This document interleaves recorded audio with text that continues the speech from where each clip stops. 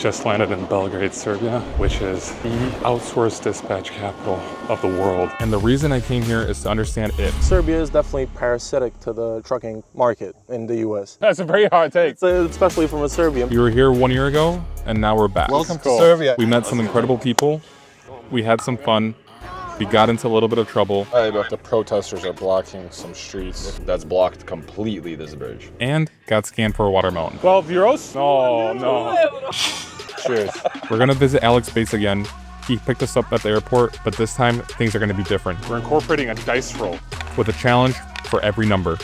We're gonna be rolling the dice 3 times a day. Depending on what it rolls on, we'll have a specific challenge. Gotta respect the dice, bro. Don't lose it.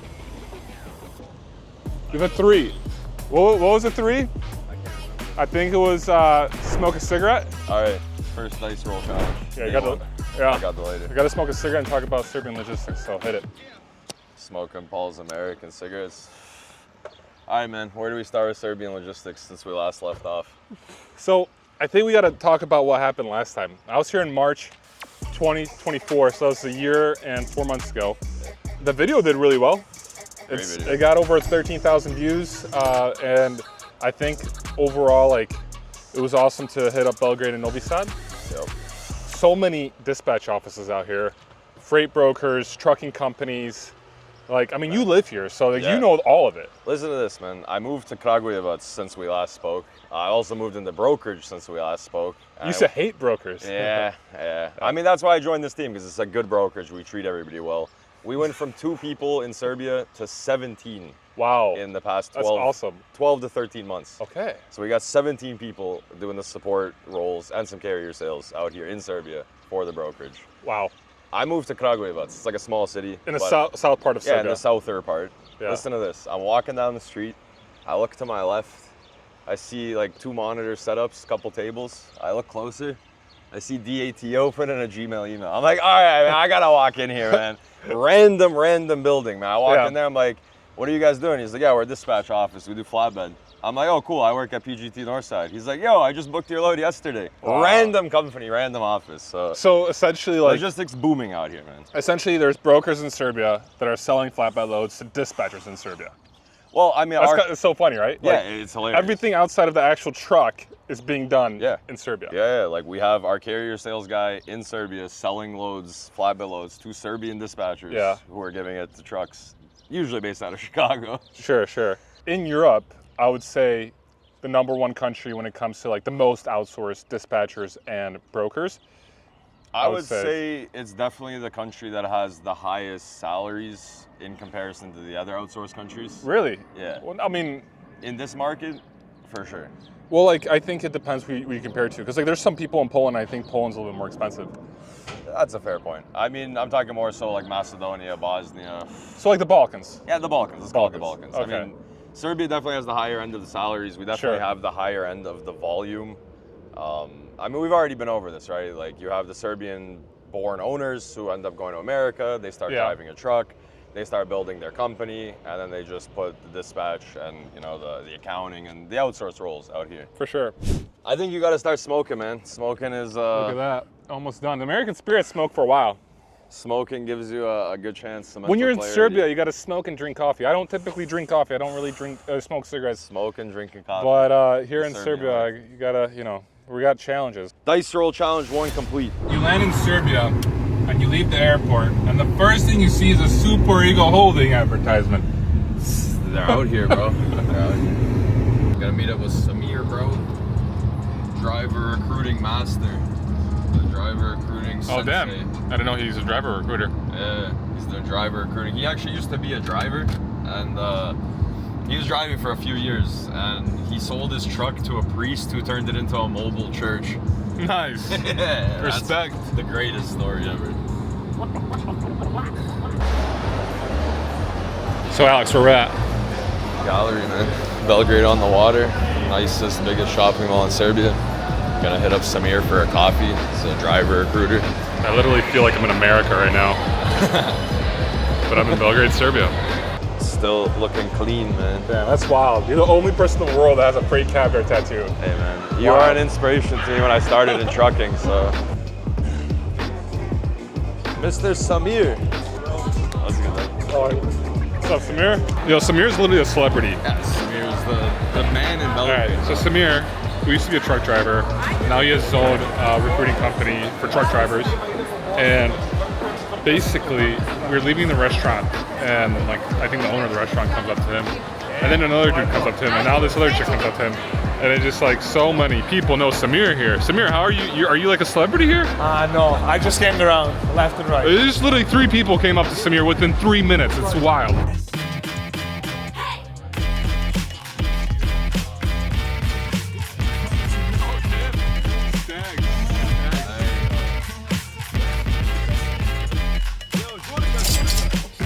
2 kilometers.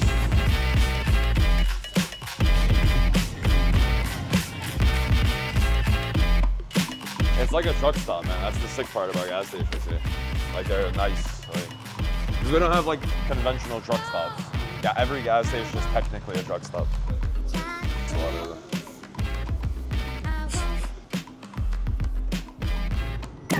We're rolling the dice again. Please Let's get see. a 3, man. Let's see here. It's a 3! It's a 3! Holy shit! Thank God, bro. Get out of here! Another Cigarette time, bro. Cigarette time. Number 3, the Serbia symbol comes back to save us on the easiest possible dice roll.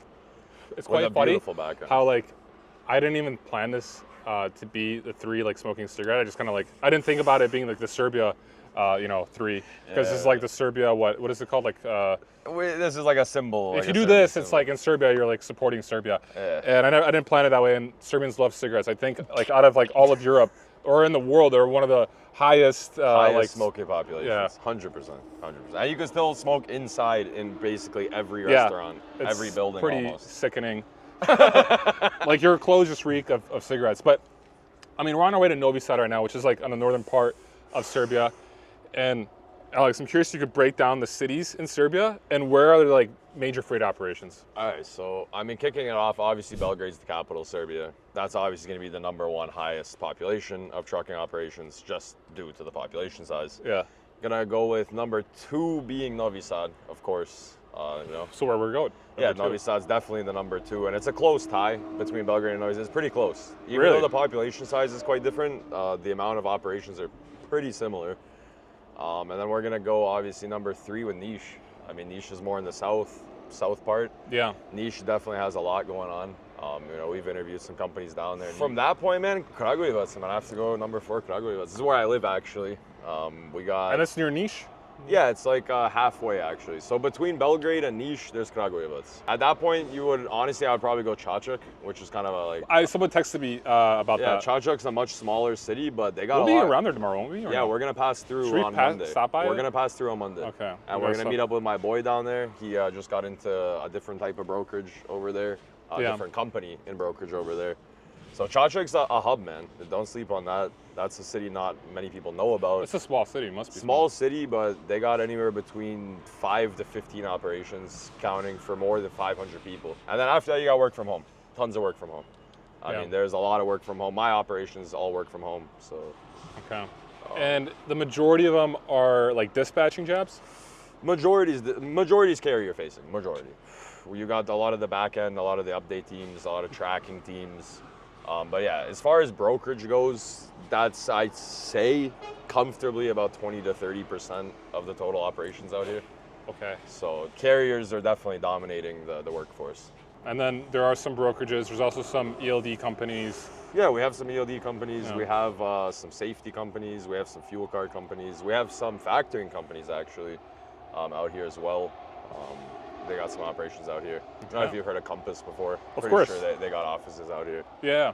So Cool. And like in Novi Sad, I'm pretty sure Maybach has an office out there. Maybach has an office. Which is a huge trucking company. I think like 400 trucks, maybe more than 400 Yep. trucks. I'm not sure the truck count, but They have that's a huge operation. Good operation. Huge warehouse in Elgin, Illinois that was recently opened. Yep. It's cool for me to come here because since I live in Poland, I'm like an hour and a half away by flight. By flight. Yeah, yeah. Not by driving. Yeah, but it's cool because like I don't get this in Poland, you know? Like there's some operations in Poland, but not like Well, this. let's go back to the cost thing from the first dice roll, right? I mean, Poland isn't cheap. It's not the best Yeah. outsourced. It's getting more and more expensive. Yeah. I mean, Serbia's, I'm sure, getting more and more expensive too, but it's like, it's a different Poland's- animal. Yeah. I mean, you guys are EU country. Yeah. We've been applying, I think, for like 20 years to be in the EU. We haven't made it yet. So maybe one day. Wraps up dice roll number 2. Basically done with the cigarette. Paul's I hope I smoking don't have to cigarettes. smoke any more cigarettes, man. Yeah. I mean, it's fine. Like, I don't mind American spirits and stuff, but like, I wouldn't mind a 5K run right now. I want to get some exercise in. I want to do that kind of anyways, because I'm on this mission with the Ironman with Nick Klingensmith and Michael Lombard to do this Ironman in September. So I'm kind of down to do a 5K regardless. Izvini, moj srpski nije super. On ne priča. This way. I could buy a watermelon. Alex is not gonna help me. Can I get a watermelon? Može arbuz? Arbuz? Nie. 2 euro. 2 euro? Kilo. Kilo? Okay, a słodki? Da, yes. Oh, 5 euro. No. 12 euros? Or, okay. How much in Serbian? Dinar I skolka dinar? 100, 1,000. Okay, 1,400. Hvala. Ciao. I got my watermelon. Paul, how much you pay for the watermelon? It was 11.50 dinars. So you paid over 10 USD for a watermelon. I don't know. Yo, They wanted 1,400. I got them down at 11.50. free caviar in Serbia getting ripped off on Whatever. the side of the road for watermelon. Countryside of Serbia. It goes Some pretty slow here. 1,000-year-old roads, man. Yeah. Bro, how is there just a cobblestone road? Like, it's actually pretty wild.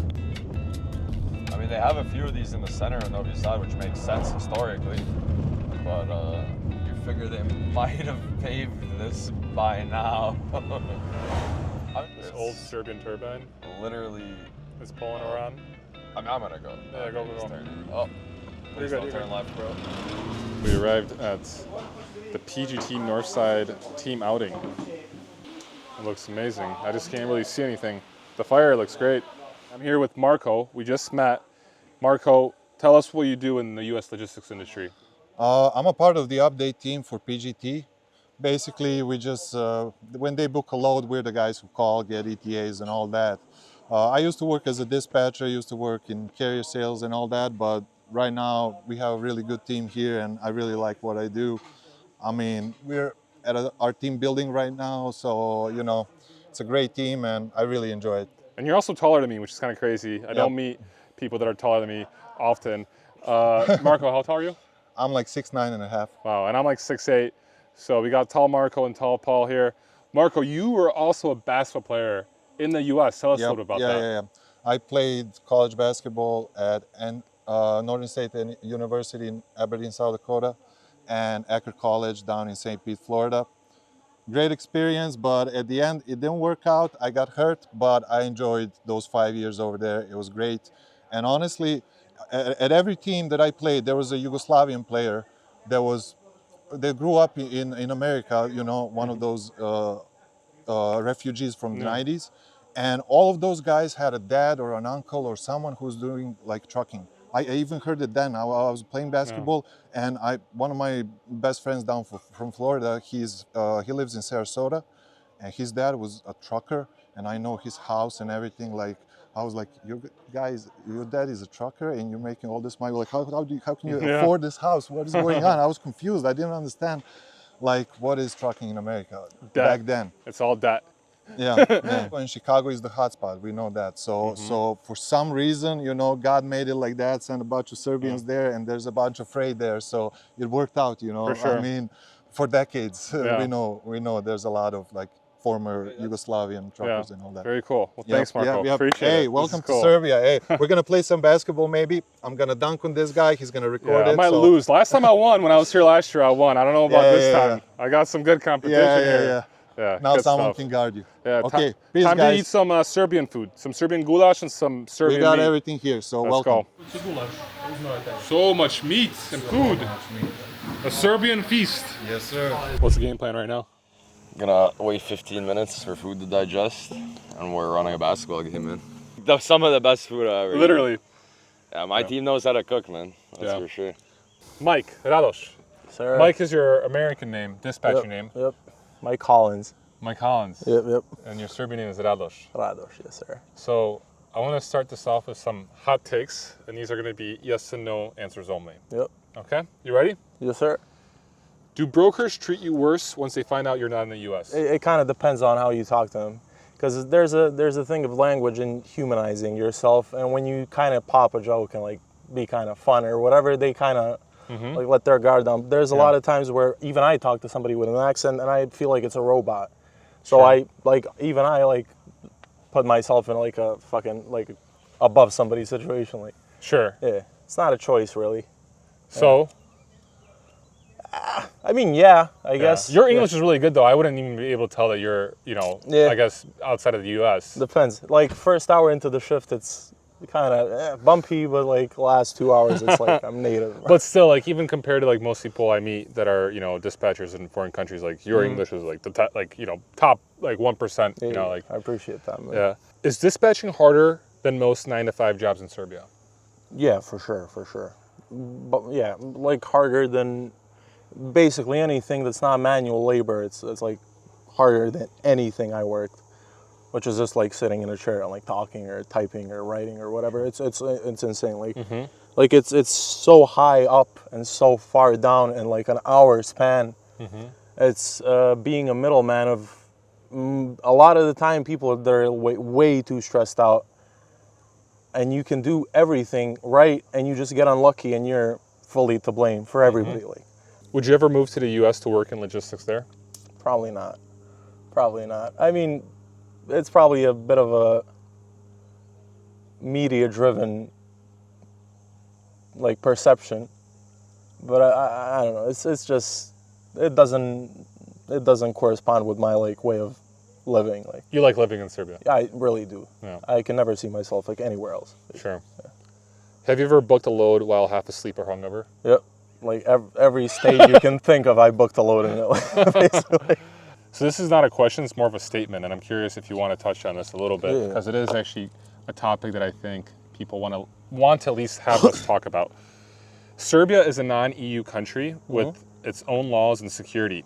I know there is a dark side.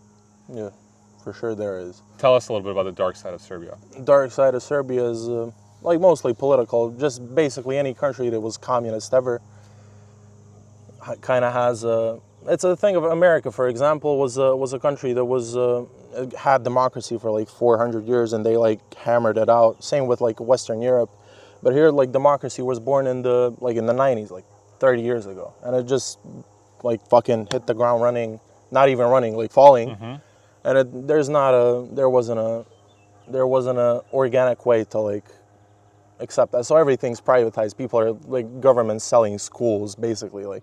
Ports back in my country, like Montenegro, close to. Oh, you're from close, Montenegro? Yeah. Oh, okay.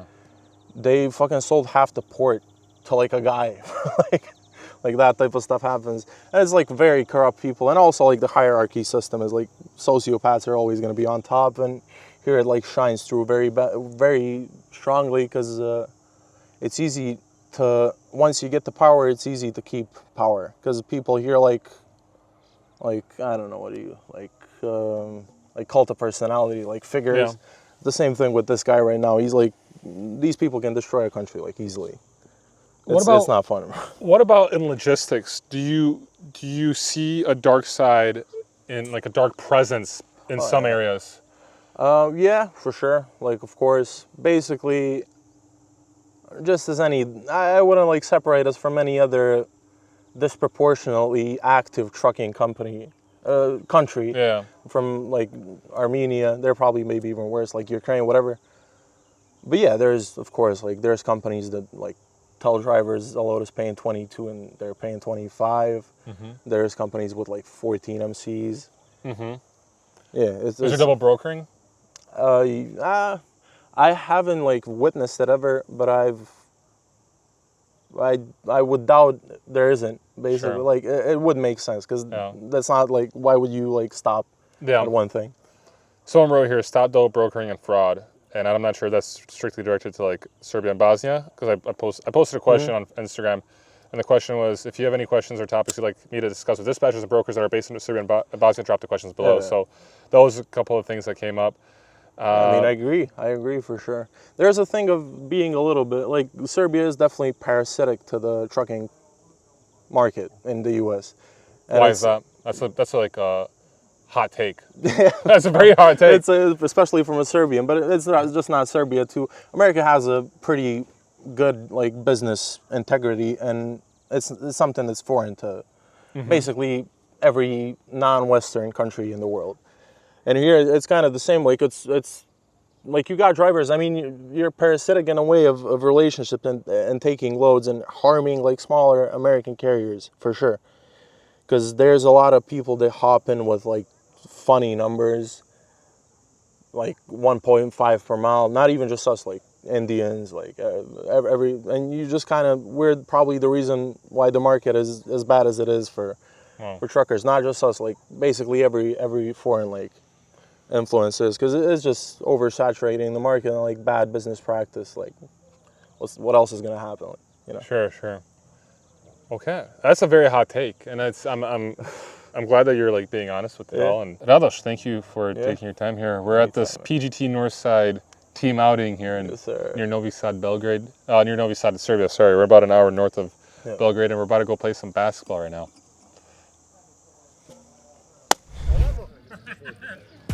Oh!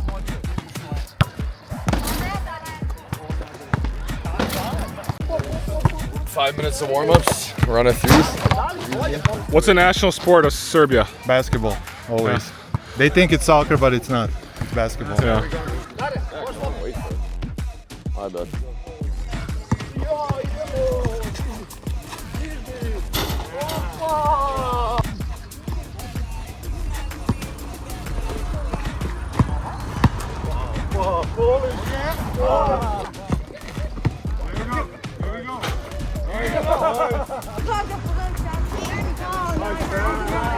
Alex won, The victory cigarettes. and he's getting a victory cigarette.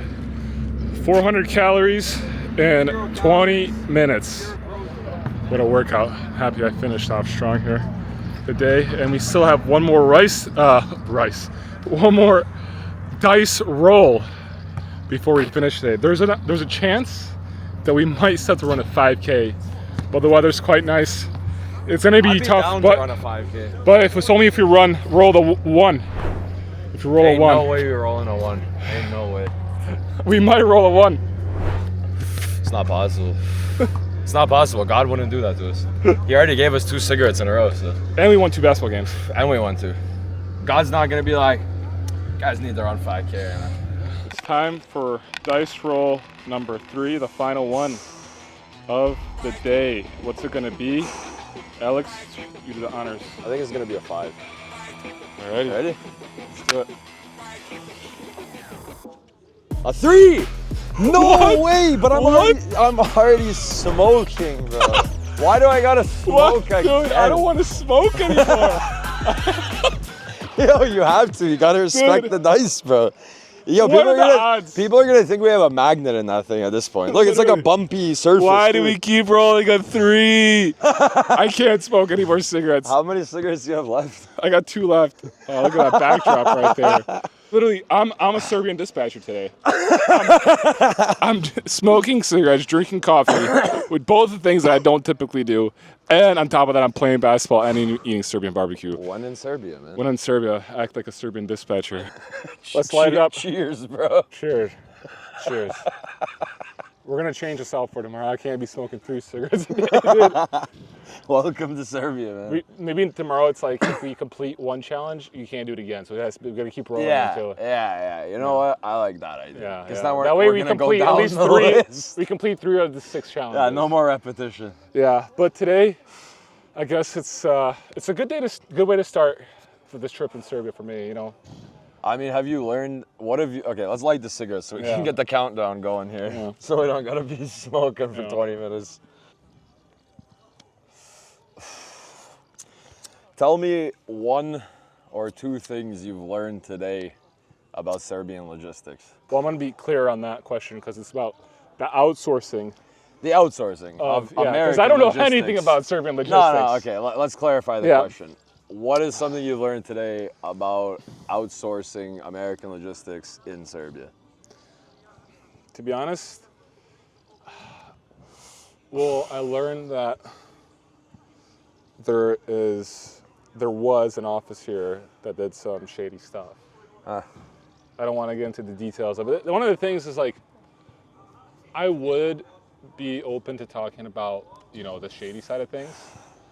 Because like we obviously talk about it on camera, but that's the topic that I'm afraid to talk about just because like at the end of the day, like I feel like there's obviously criminal entities involved and I don't want to be, you know, gone after, like someone to go and come after me. I would like to clarify that conversation with, I wasn't there, nor did I hear anything of that conversation, nor was I the one that partook in that conversation.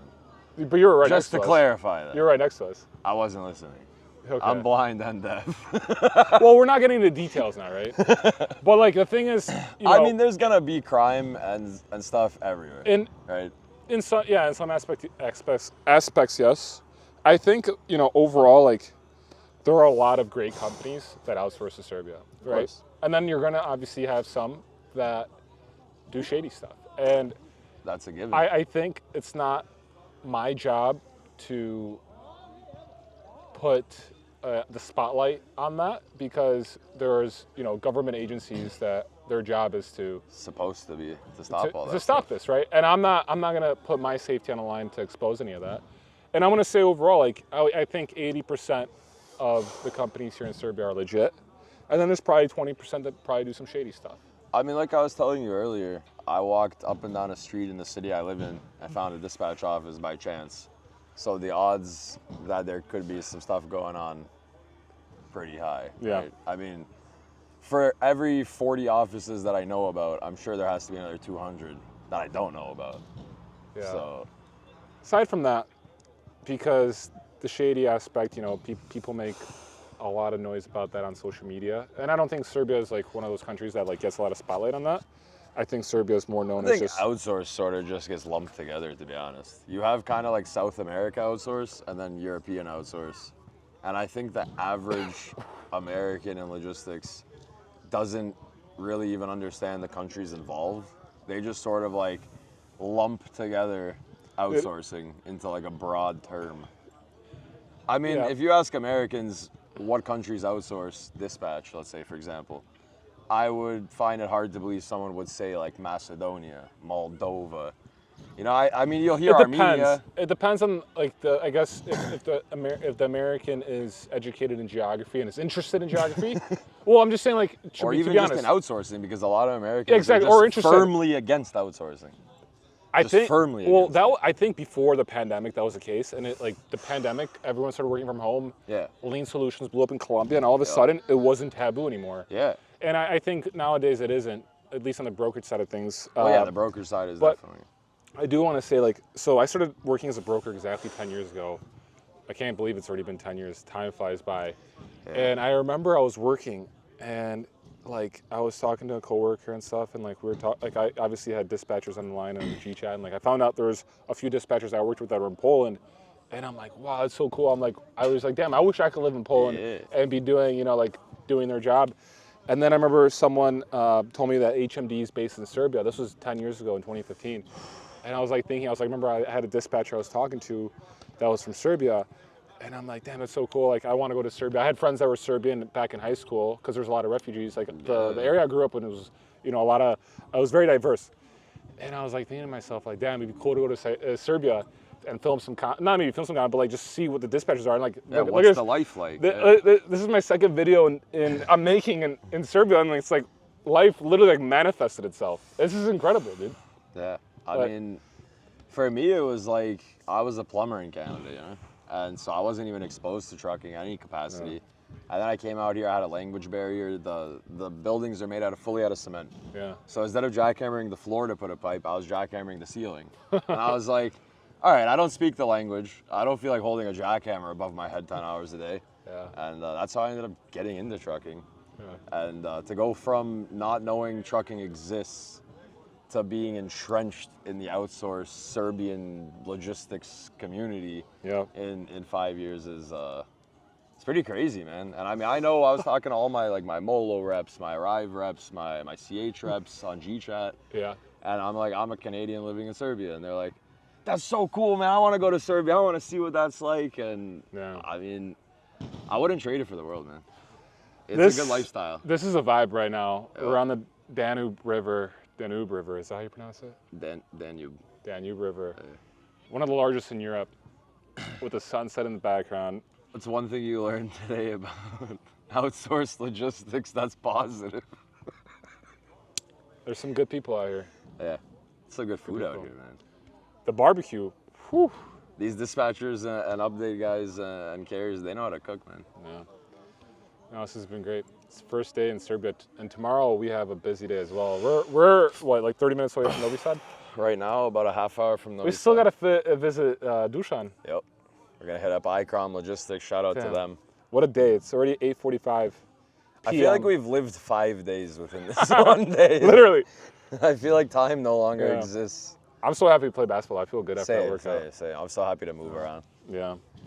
So the game plan right now is to go hang out with Dusan from Icrom Logistics, who we actually hung out with a year and a half ago. He picked us up in Novi Sad, and he took us to the tattoo parlor shop. Yeah, where he drove us to Alex get the got free caviar tattoo tattoo. too. Yeah. Dice challenge is complete for today. Let's head to Novi Sad. We got to set up a new dice challenge tomorrow.